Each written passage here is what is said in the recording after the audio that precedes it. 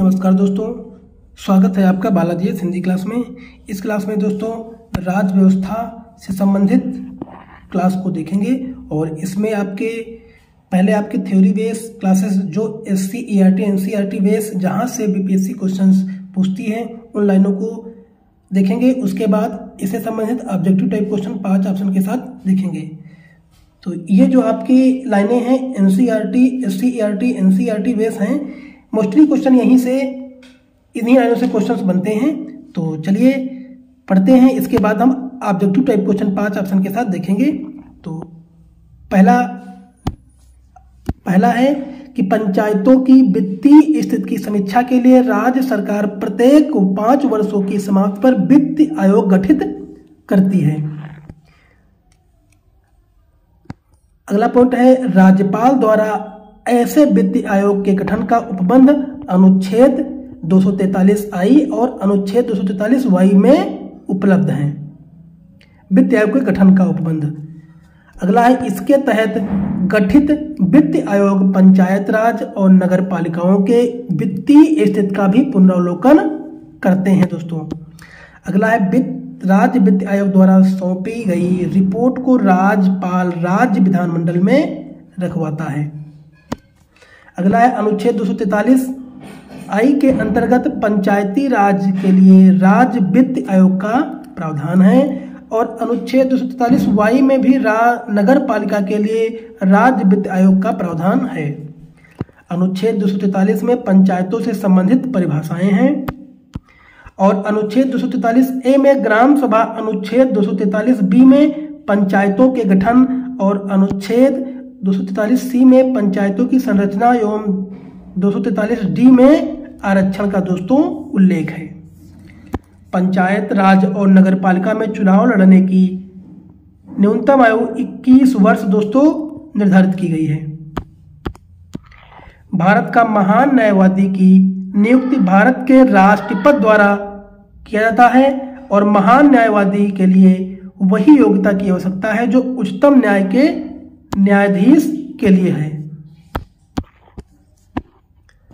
अगला है महान न्यायवादी राष्ट्रपति के प्रसाद पर्यंत अपने पद पर रहते हैं और भारतीय संविधान के अनुच्छेद 165 के अंतर्गत महाधिवक्ता की नियुक्त किया जाता है।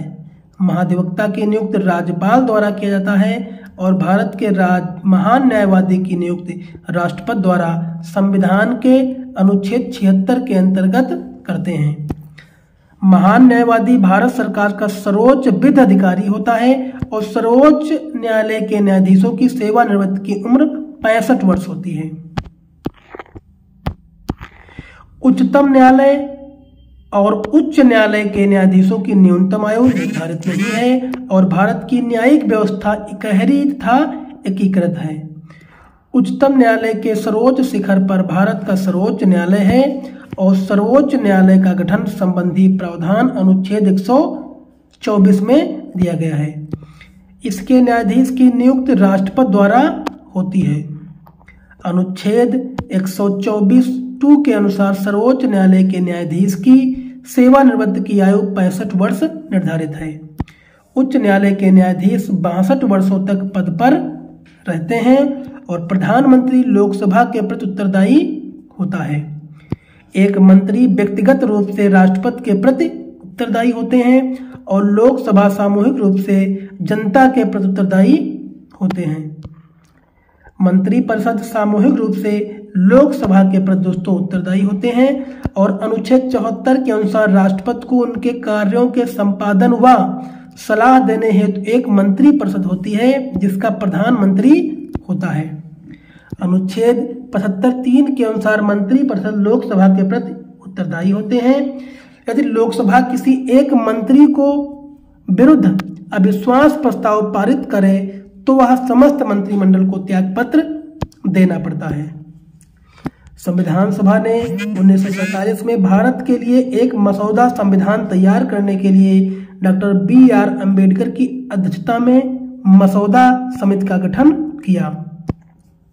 संविधान के प्रारूप का तैयार करने के लिए 29 अगस्त 1947 ईस्वी को प्रारूप समिति का गठन दोस्तों किया गया। डॉक्टर भीमराव अंबेडकर इसके अध्यक्ष थे। इसके अध्यक्ष सहित 7 सदस्य थे। कौन? के.एम. मुंशी, मोहम्मद सादुल्ला, बी.एल. मित्तल। बाद में इसकी जगह एन. माधवन राव सदस्य बने और अल्लादी कृष्णा स्वामी अय्यर।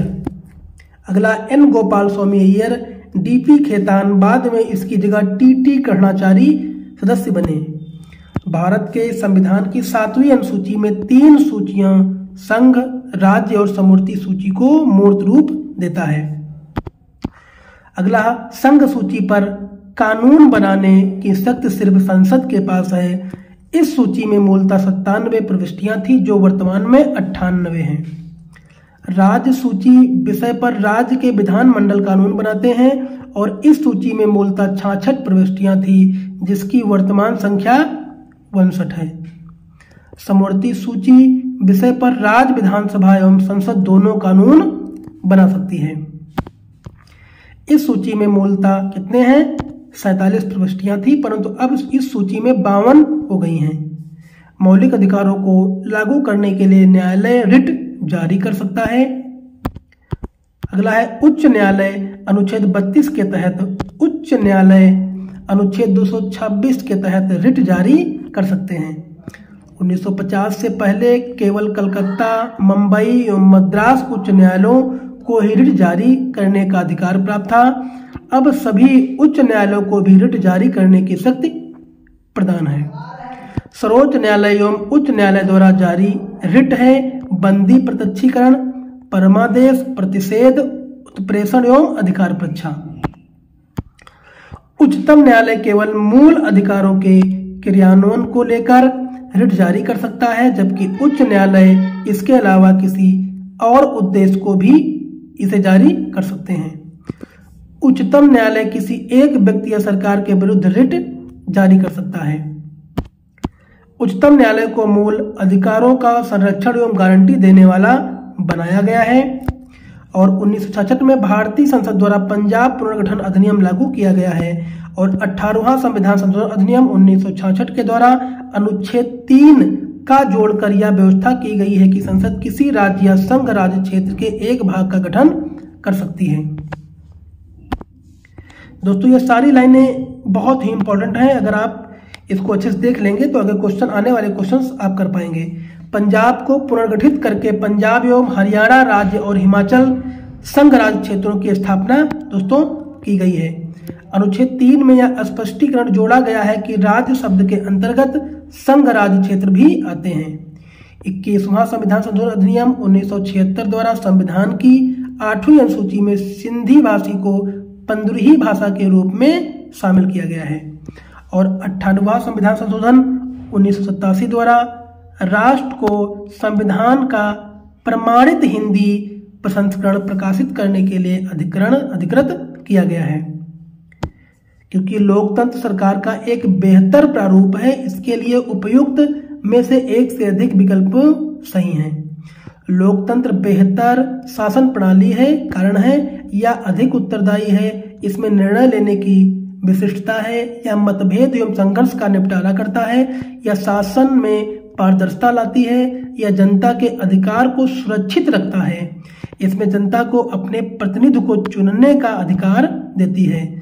लोकतंत्र में सामूहिकता पर बल देती है।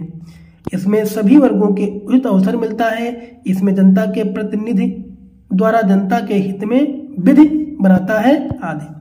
अगला है राष्ट्रपति अपने अधिकारों का निस्तारण मंत्रिपरिषद की सलाह से करता है। अनुच्छेद भारतीय संविधान का अनुच्छेद 52 राष्ट्रपति पद का दोस्तों उल्लेख करता है और अनुच्छेद 52 के अंतर्गत राष्ट्रपति में कार्यपालिका शक्ति निहित होती है।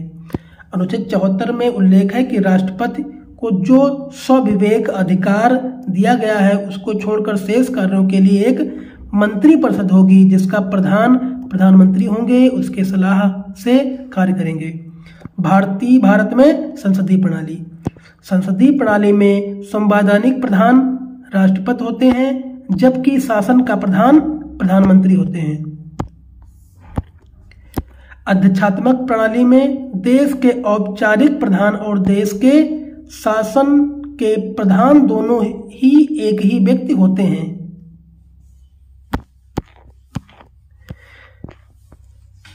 तो दोस्तों ये इस क्लास में इतने ही पॉइंट हैं जो कि इम्पोर्टेंट थे। अब इससे संबंधित जो आपके क्वेश्चंस बनते हैं उसको देखते हैं। और अगर आपने थ्योरी क्लास अच्छे से पढ़ा होगा, देखा होगा, तो निश्चय ही इन सारे क्वेश्चनों को आप कर पाएंगे। तो पहला है, पंचायतों की वित्तीय स्थिति की समीक्षा के लिए राज्य सरकार प्रत्येक 5 वर्षों में क्या गठित करती है? क्या गठित करती है? तो उत्तर दोस्तों क्या हो जाएगा?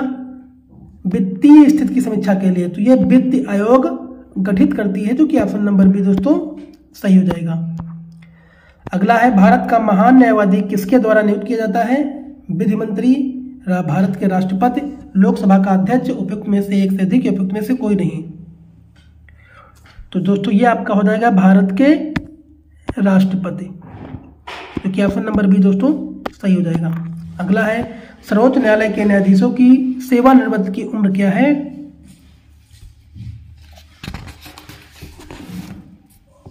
तो ये दोस्तों क्या हो जाएगा? बात की जा रही है सर्वोच्च न्यायालय। सर्वोच्च न्यायालय में जो सेवानिवृत्ति की उम्र होती है वो 65 वर्ष की होती है, जो कि ऑप्शन नंबर सी दोस्तों सही हो जाएगा। भारत का प्रधानमंत्री किसके प्रति जवाबदेह हैं? मंत्रिमंडल, राष्ट्रपति, लोकसभा, उपयुक्त में से एक से अधिक, उपयुक्त में से कोई नहीं। तो 4 का ऑप्शन नंबर दोस्तों हो जाएगा लोकसभा, जो कि ऑप्शन नंबर सी दोस्तों सही हो जाएगा। संविधान सभा ने किस वर्ष में भारत के लिए एक मसौदा संविधान तैयार करने के लिए डॉक्टर BR अम्बेडकर की अध्यक्षता में मसौदा समिति का गठन किया गया था? तो ये कौन है? 5 का ऑप्शन नंबर। तो दोस्तों ये जो तैयार किया गया था 1947 में, जो कि ऑप्शन नंबर बी दोस्तों सही हो जाएगा। ये सारे क्वेश्चंस ऊपर जो आप पढ़ चुके हैं उन्हीं लाइनों से बने हुए हैं। अगर आप अच्छे से देखे होंगे तो सारे क्वेश्चन आसानी से कर पा रहे होंगे। भारत के संविधान की निम्नलिखित अनुसूचियों में से कौन 3 सूचियों संघ, राज्य और समवर्ती को मूर्त रूप देता है? तो ये दोस्तों क्या हो जाएगा आपका 7वीं, जो कि ऑप्शन नंबर सी दोस्तों सही हो जाएगा। अगला है, मौलिक अधिकारों को लागू करने के लिए न्यायालय निम्नलिखित में से किसे जारी कर सकता है? तो ये जो जारी करता है ये दोस्तों आपका हो जाएगा रिट जारी करता है, जो कि ऑप्शन नंबर बी दोस्तों सही हो जाएगा। निम्नलिखित में से किस वर्ष में भारतीय संसद द्वारा पंजाब पुनर्गठन अधिनियम लागू किया गया था? तो ये जो लागू किया गया था ये दोस्तों हो जाएगा आपका 1966 में, जो कि ऑप्शन नंबर ए दोस्तों सही हो जाएगा। क्यों लोकतंत्र सरकार का एक बेहतर प्रारूप है या अधिक उत्तरदायी है? इसमें निर्णय लेने की विशिष्टता है या मतभेद एवं संघर्ष का निपटारा करता है? उपयुक्त में से एक से अधिक, उपयुक्त में से कोई नहीं। तो ये दोस्तों हो जाएगा ये बेहतर प्रारूप है, जो कि एक से अधिक, ये ऑप्शन दोस्तों सही हो जाएंगे, जो कि ऑप्शन नंबर डी दोस्तों सही हो जाएगा।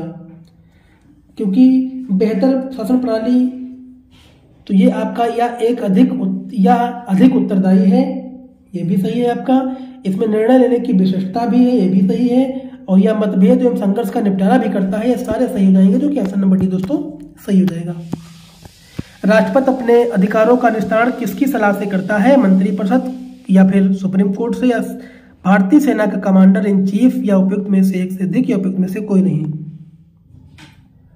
तो ये दोस्तों करता है, जो राष्ट्रपति निस्तारण करता है वो मंत्रिपरिषद से करता है, जो कि ऑप्शन नंबर ए दोस्तों सही हो जाएगा। तो दोस्तों आपने भी ऊपर थ्योरी क्लास भी पढ़ा और आपने एप्टीट्यूड क्वेश्चनों को भी देखा। अगर आप अच्छे से ये सारी क्लास देख लेंगे तो निश्चय ही आपको आने वाले एग्जाम में बहुत ही फायदा मिलने वाला है। धन्यवाद।